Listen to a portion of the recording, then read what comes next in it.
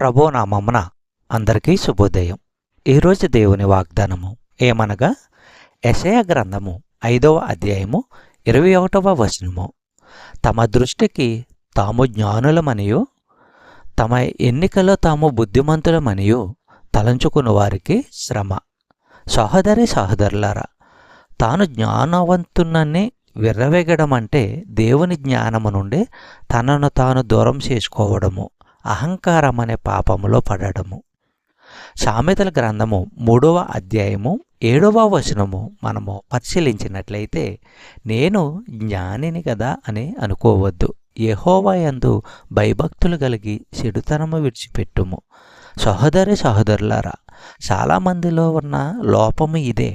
తమ దృష్టిలో తామే జ్ఞానవంతులమనుకుంటూ దేవుని మాటలు చెవిని పెట్టరు. వారి అహంకారమే వారిని సత్యానికి దూరంగా వారి అజ్ఞానంలో ఉంచుతుంది. చెప్పబడిన వాగ్దానము దేవుడు దీవించి ఆశీర్వదించునుగాక. ఆమేన్.